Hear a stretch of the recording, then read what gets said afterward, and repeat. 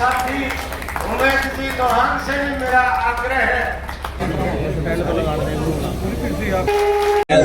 Deputy speaker और मंत्री doctor Vasudev Sharma ji ने फिर से चौधरी देवीलाल जी की नीतियों में अपना विश्वास व्यक्त किया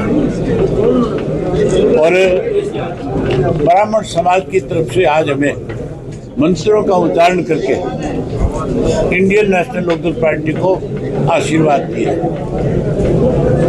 मैंने भी इनको आश्वस्त किया पूरे समाज को कि जैसे सन 1987 में चौधरी देवीलाल जी ने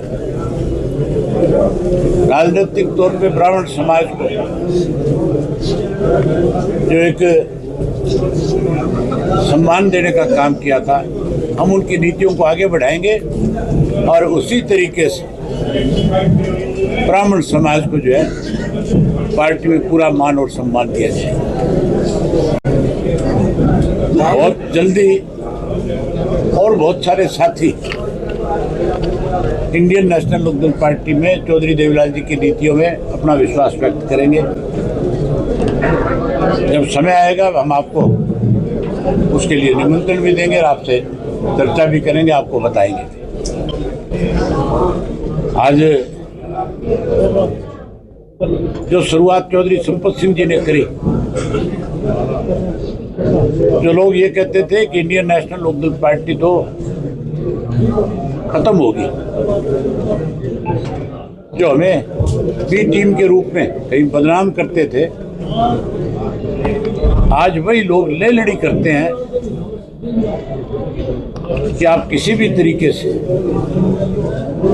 अपना फैसला बदलें। नुकसान तो उस दिन हुआ था जब हरियाणा प्रदेश के लोग कांग्रेस को सत्ता सौंपना चाहते थे और कांग्रेस ने भरी थाली के ठोकर मारी। और ठोकर किसी और ने नहीं मारी, जिनके कंधों पे कांग्रेस का भार था उन्हीं लोगों ने अंदर खाने भीतर घात करके कांग्रेस पार्टी को सत्ता से दूर करने का काम किया। उसी का नतीजा है आज कि बिहार जैसी स्टेट के अंदर जहां भाजपा का बहुत बड़ा विरोध था, वहां भाजपा बहुत बड़े बहुमत के साथ जीत करके आई है। वहां जो मुद्दे थे इलेक्शन के, वहां के लोकल लोगों की जो दिक्कत और कठिनाइयां थी, उन सब चीजों पे मिट्टी डाल दी। केवल एक ही बात की चर्चा रखी गई चुनाव में कि वोट चोरी हो रहा है। जब देश के राष्ट्रीय पार्टी का पूर्व अध्यक्ष और विपक्ष का लीडर ये बात कहता है कि वोट चोरी हो रहा है, और फिर उन्हीं की पार्टी वहां चुनाव लड़ रही है। जब पता है वोट चोरी हो रहा है तो फिर चुनाव लड़ने की जरूरत क्या थी? फिर संघर्ष का रास्ता अपनाना चाहिए था। चुनाव लड़ने की बजाय चुनाव का बहिष्कार करते और बहिष्कार करके चुनाव का और लोगों में जा करके जो असलियत थी उसको उजागर करने का काम करते। दोनों चीजें नहीं चल सकती। अगर आरोप लगाते हो तो फिर उसके लिए संघर्ष का रास्ता अपनाओ, लड़ाई लड़ो। इसी कारण से आज कांग्रेस कमजोर पड़ी है। समय रहते लालू जी अगर इस बात को भांप जाते हैं तो आज उनकी पार्टी की हालत भी ऐसी नहीं होती। आज भी वो बड़ा मजबूत विपक्ष के रूप में और सत्ता पक्ष तक भी पहुंच सकते हैं, क्योंकि लोगों का उनके ऊपर बहुत बड़ा विश्वास और भरोसा था। लेकिन ऐसे साथियों को साथ लेने की वजह से नुकसान हुआ। हमारे साथ चौधरी संपत सिंह जी ने जब आशीर्वाद दिया अपना, तो उससे भी कई लोगों को बहुत तकलीफ हुई। मैं पिछले कुछ दिनों से सोशल मीडिया पे देख रहा था, बड़ी हैरानी की बात है, ऐसे लोग भी कुछ सोशल मीडिया पे आते हैं जिनको अपने खुद के भविष्य के बारे में भी पता नहीं है, और कुछ ऐसे लोग भी जो अपने आप को राजनेता मानते हैं, जिनको अपनी हैसियत का पता नहीं है इस आदमी के बारे में आप क्या बोल रहे हैं, जिनके ऊपर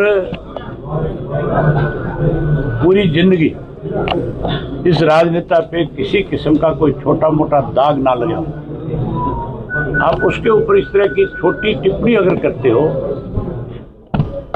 तो जनता में अपना विश्वास खोने का काम करते हो। मैं आपके माध्यम से उनसे कहना चाहता हूं कि अपनी हैसियत पहचानो। अगर तुम ही ताकतवर होते तो लोगों ने 10 सीटें दी थी,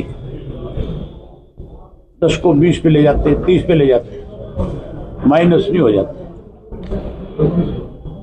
ये सिर्फ उनकी अपनी जबान की वजह से हाशिए पे आने का काम हुआ है। परमात्मा उनको सद्बुद्धि दे। बस मैं यही कहूंगा कि उनको सद्बुद्धि दे और पहले अपने गिरबान में झांक ले, फिर किसी के ऊपर आरोप लगाए। मुद्दा के पर लाते देखते हैं, कल हरियाणा के मुख्यमंत्री ने कहा कि हरियाणा में मुख्यमंत्री नहीं है। अगर मुख्यमंत्री होता तो 3 महीने तक हरियाणा प्रदेश का भाखड़ा का पानी पंजाब रोक के नहीं रख सकता था। पंजाब सरकार ने सर SYL का पानी देने से इनकार कर दिया। भगवत मान ने स्टेटमेंट दिया। हमने बहुत खुल करके एक बात कही है, ना तो कांग्रेस SYL का पानी ले सकती, ना बीजेपी ला सकती। उसका सीधा एक कारण है कि दोनों राष्ट्रीय पार्टियां हैं और दोनों पंजाब के लोगों को नाराज नहीं करना चाहती। दोनों अपनी राजनीति वहां चमकाना चाहती है इस पानी के मुद्दे पर। इंडियन नेशनल लोकदल पार्टी जिस दिन सत्ता में आएगी उस दिन हम अपना अधिकार ले लेंगे। हमें अधिकार लेने आते हैं, हम किसी के आगे जाकर के झोली नहीं फैलाएंगे। हम अपने अधिकार अपनी ताकत और अपने बलबूते पे लेने का काम करें।